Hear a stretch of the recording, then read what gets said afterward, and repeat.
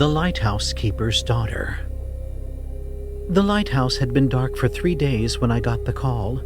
I was in the middle of a consultation. Mrs. Pemberton, who came in every 6 weeks for a cut and color that cost more than some people's rent, when my phone buzzed with a number I didn't recognize. I let it go to voicemail. Then it buzzed again and again.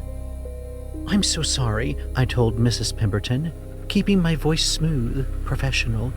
"I need to take this." I stepped into my office, closed the door, and answered. "Is this Tamara Holloway, formerly Tamara Brennan?"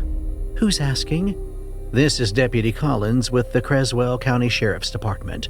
I'm calling about your father, Clinton Brennan. I'm sorry to inform you that he passed away 2 days ago." I sat down in my chair, looked out at the Seattle skyline, gray and gleaming in the autumn rain. "Miss Holloway, are you still there?" "Yes, I'm here." "We've been trying to reach next of kin. You were listed in his papers as his only living relative. There's a matter of the estate, the lighthouse property. I'll be there tomorrow." I hung up before he could say anything else. "My name is Tammy Holloway. I'm 47 years old. I own an upscale salon in downtown Seattle, 12 chairs, a staff of 20, a client list that includes tech executives and their wives, and the occasional minor celebrity.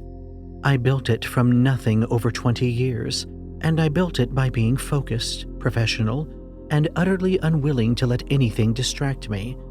I don't form attachments. It makes business easier. It makes everything easier. I left my father's lighthouse the day I turned 18 and never looked back. That's not entirely true.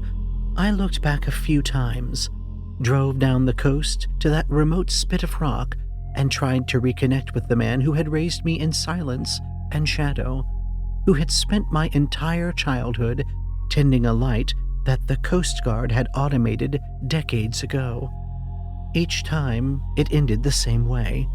We'd be talking, actually talking, making progress, and I'd start to think maybe this time would be different.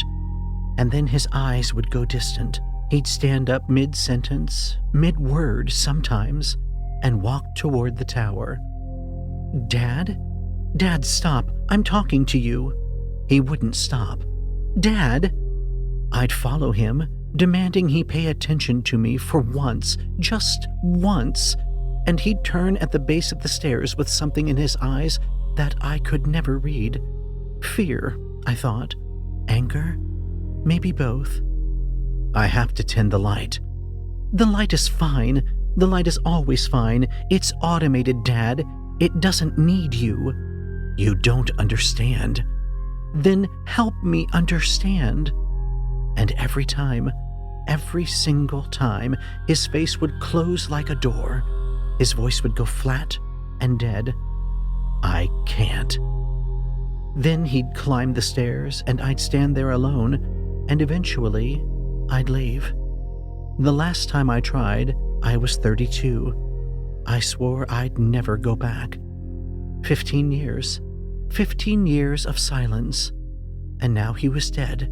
And I was driving down the coast to settle his estate, and the lighthouse had been dark for 3 days.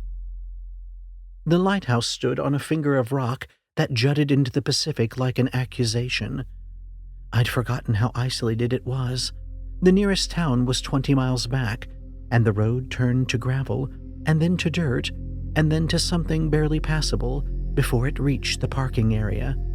Just a flat patch of rock, where my father's ancient truck sat rusting, where it had probably sat since the last time he'd driven it, years ago.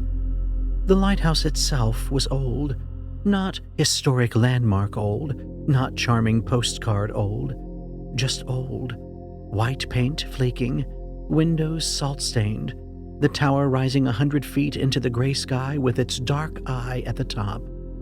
Dark. I'd never seen it dark before. Deputy Collins met me at the base of the tower, young guy, earnest face, clearly uncomfortable with the situation. "Miss Holloway, thank you for coming so quickly." "Where did you find him?" He hesitated. On the rocks, at the edge of the water. He fell. The coroner says heart attack, but he trailed off. But what? His face. The expression on his face. I've seen dead people before, ma'am. I've seen accidents, suicides, overdoses. I've never seen anyone look like that. Like what? Deputy Collins met my eyes. Terrified, he said. Like he saw something coming for him. Something he'd been expecting for a long time. I looked up at the tower, at the dark eye at the top. The light, I said. Why is it out? I thought it was automated.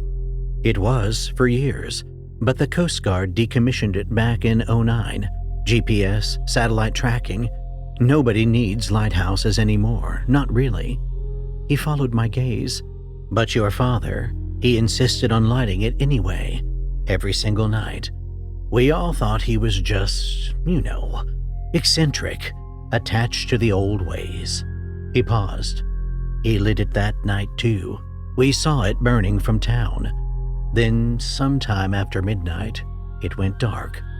By the time we got out here, we found him on the rocks, like he'd seen something in the water and gone down to meet it. 3 days. The light had been dark for 3 days. I didn't know why that felt important, but it did. I spent the first day going through his things. The living quarters were exactly as I remembered. Small, sparse, obsessively neat. A bed that looked like it hadn't been slept in for years. Just a blanket on the floor beside the window that faced the sea. A kitchen with enough supplies to last months. A radio that probably hadn't worked since before I was born. And journals. I found them in what had been my bedroom once. The room I'd slept in until I was 18, that I'd assumed he'd converted into storage after I left. He'd converted it into a library. Journals filled every surface, stacked on the bed, lining the walls, piled on the floor in columns that reached my waist. Dozens of them, hundreds, dating back decades, written in my father's cramped handwriting, covering every page from edge to edge. I picked one up at random, opened it. March 15th, 1994. Light burned steady all night. No movement in the water. She came to visit today, Tammy. She's 23 now, successful, beautiful like her mother. I wanted to tell her everything. I wanted to explain, but I can't. The words themselves are dangerous. Even thinking about it too clearly brings it closer. I can feel it out there, waiting, always waiting. All I can do is tend the light and pray she stays away. I set the journal down, picked up another. November 3rd, 2021. The bulb flickered tonight, just for a moment. My heart stopped. I replaced it immediately, but for those few seconds while I was climbing the tower, I could feel it stirring. It knows when the light wavers. It always knows. Another. August 22nd, 2015. I'm dying. I can feel it in my bones, in my blood. The doctor says 5 years, maybe less. I need to tell her. I need to bring her back, make her understand. But how? How do you explain something that can't be spoken, can't be named, can't even be thought about without drawing its attention? I've tried writing her letters. I burn them all. Even the written word is dangerous. Even this journal is a risk. But someone has to know. Someone has to continue the vigil after I'm gone. I sat down on the floor surrounded by my father's obsession, and I started to read. It took me 3 days. 3 days of reading, barely sleeping, eating only when my body forced me to. 3 days of my father's cramped handwriting, his meticulous research, his slowly mounting terror. I learned about the lighthouse, not the history they teach in schools, beacons for ships, warnings of rocky shores. That came later. That was the story we told ourselves after we'd forgotten the truth. The first lighthouses were temples, built on coasts around the world, in places where the water ran deep and dark, built to honor something that lived in that darkness, something ancient, something that had been old when the first fish crawled onto land, when the first human looked at the sea and felt the primal wrongness of what looked back. The lights weren't warnings to ships. They were offerings, prayers, a constant flame of worship to keep the thing in the deep satisfied. And when worship wasn't enough, when the old priests wanted to ensure another year of safety, another generation of children who wouldn't be taken in the night, they'd bring offerings to the shore, the most beautiful, the most beloved. They'd stand on the rocks at the water's edge, and they'd wait. I learned about my family. The Brennans had been lighthouse keepers for as long as there had been lighthouses, not employees of the government, not Coast Guard contractors. That was a cover, a convenient explanation for why we lived in these isolated places and never left. We were priests, guardians, the last inheritors of a compact that predated written history. My father's father had kept this light, and his father before him, and his father before that, a chain of keepers stretching back centuries, all of them understanding what they held at bay, all of them paying the price. I learned about my mother. Her name was Elizabeth. I'd seen photographs, a beautiful woman with dark hair and kind eyes, holding a baby that must have been me. My father had told me she drowned when I was 3, swept away by a wave while walking the rocks. A tragedy, an accident. But it wasn't an accident. June 17th, 1979, my father had written. The lights went out. I was in the tower replacing the bulb. A storm had damaged the mechanism, and I had to repair it manually. It took 20 minutes. 20 minutes of darkness. Elizabeth was on the rocks. She liked to walk there in the evenings to watch the sunset. She didn't know. I'd never told her the full truth. How could I? How do you explain something like this to someone you love? I saw it rise. From the tower, I saw it come up from the water. Not all of it. I don't think a human mind could see all of it without shattering. Just a fraction, a tendril, an appendage the size of a building rising from the deep, reaching for the shore, reaching for Elizabeth. The light flickered back on for a moment. I thought it would retreat, but it had already touched her, already felt her there on the rocks, in the place where offerings had been made for thousands of years. It thought she was a sacrifice. It thought I was giving it tribute, the way the old priests used to, the way my ancestors had, in the terrible years when light wasn't enough. I watched it take her, watched it pull her into the water, into the dark, and I heard her screaming my name, and then the scream stopped, and the water turned red, and it sank back into the deep, satisfied. It wasn't attacking. It was accepting a gift, and I've kept the light burning every night since, every single night, because if it goes out again, it will expect another offering, and there's only one person left to give. I set the journal down. I went outside. I stood on the rocks where my mother had died, and I looked at the water, and I understood. My father hadn't been choosing a lighthouse over me. He'd been choosing me over everything else, every night, for 44 years. The smart thing to do would have been to leave, sell the property, let the lighthouse rot, get in my car and drive back to Seattle in my salon and my careful attachment-free life and pretend I'd never read any of this. The journals were clear. Speaking about it drew its attention. Thinking about it too clearly drew its attention. Even names were dangerous. My father had never written it, had only referred to it as the thing, or it, or the darkness in the deep. If I left, If I never spoke of this, if I let the knowledge die with me, maybe it would sleep. Maybe the world would be fine. But the lighthouse had been dark for 3 days, and I could feel something out there in the water, waiting.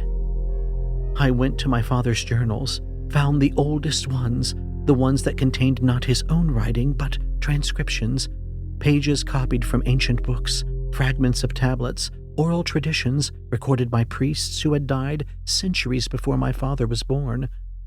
I found the name. I'm not going to write it here. Some knowledge is too dangerous to preserve. But I found it, and I walked to the edge of the rocks, and I called it. The sea went still. That was the first sign. One moment waves crashed against the rocks, the eternal rhythm of the Pacific. The next, silence. The water flat as glass, motionless, as if something had pressed pause on the entire ocean. Then it rose. I don't have words for what I saw. Human language wasn't designed to describe things like this. It would be like asking an ant to describe a hurricane. The scale is wrong. The frame of reference is wrong. Everything is wrong. What I can tell you is that it is vast. Vast in ways that make big meaningless. Vast in ways that made the ocean look like a puddle, the sky look like a ceiling, my entire existence looked like a speck of dust on an infinite canvas. And it was old. Older than the lighthouse, older than humanity, older than the rock I stood on, older than the planet the rock was part of. It had been swimming through voids before our sun ignited. It had watched galaxies form and die like bubbles in water. And it was looking at me. I felt its attention like a physical weight pressing against my mind, my soul, everything that made me, me. And then it spoke. Not in words, in visions. I saw the world as it had been, primitive humans on coastlines looking at the water with primal terror. The first flames lit on cliffsides, not for warmth but for protection. The slow evolution of fire into lighthouse, of terror into worship, of screaming into prayer. I saw the offerings, beautiful women and strong men, and sometimes children, led to the water's edge by priests who understood the compact, given to the deep so that the rest might live, taken apart not in cruelty but in acceptance, the way a god receives a gift. I saw my mother, Elizabeth, standing on these very rocks watching the sunset, the light flickering above her, and then the tendril rising from the water, and the moment. I saw the moment, when it touched her mind, the way it was touching mine now. She understood. In those final moments, she saw everything I was seeing. She knew what my father had been protecting us from. She knew what would happen if the light went out forever. And when it took her, she wasn't screaming in terror. She was screaming because she understood. I saw worlds, other planets, other civilizations, other species that had built their own lighthouses, their own temples, their own compacts with the thing in the void. Worlds that had burned for it, worshipped it, fed it for millennia. Worlds that had forgotten, worlds that had let their lights go dark. I saw what happened to them. Not destruction in the way humans think of destruction, not fire or flood or catastrophe, just absence. Everything that world had been, everything it could have been, simply ceasing, as if it had never existed, as if the universe itself had decided that world wasn't worth remembering.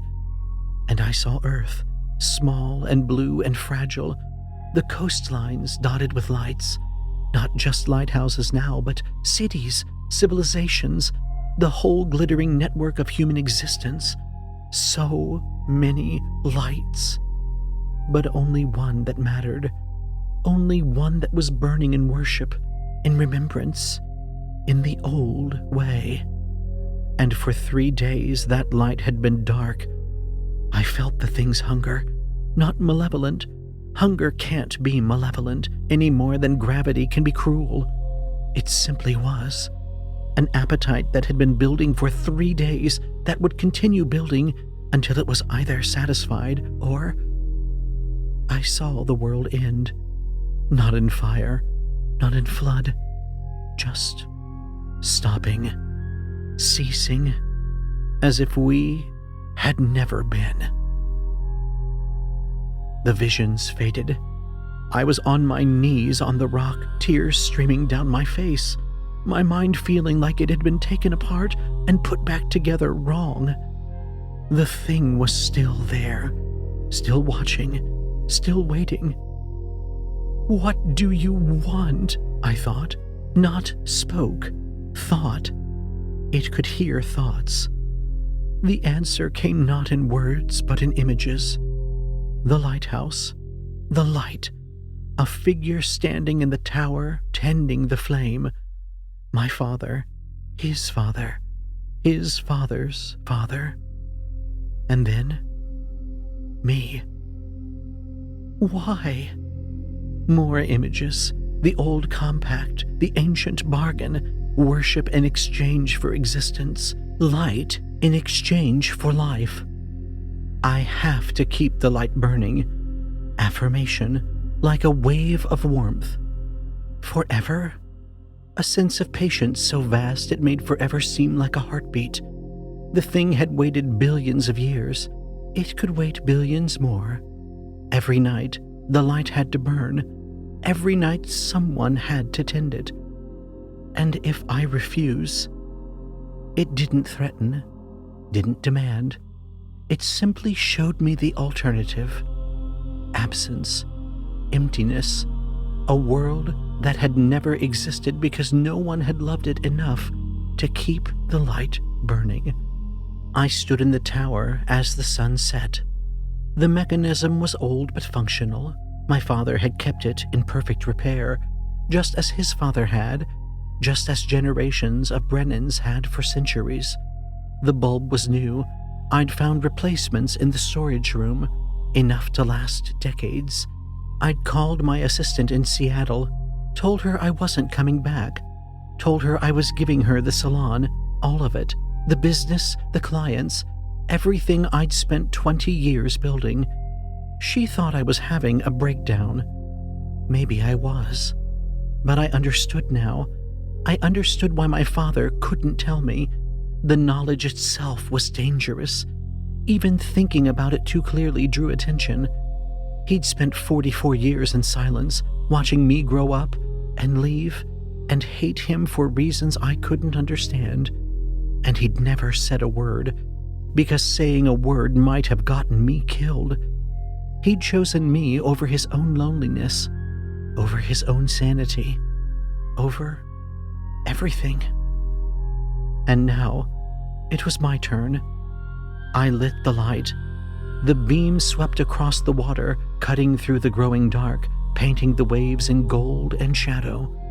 Far below, in depths that had no name, something vast and ancient felt the light and was satisfied.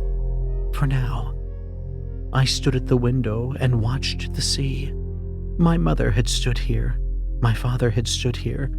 Generations of my family stretching back to when the first human looked at the water and understood what was looking back.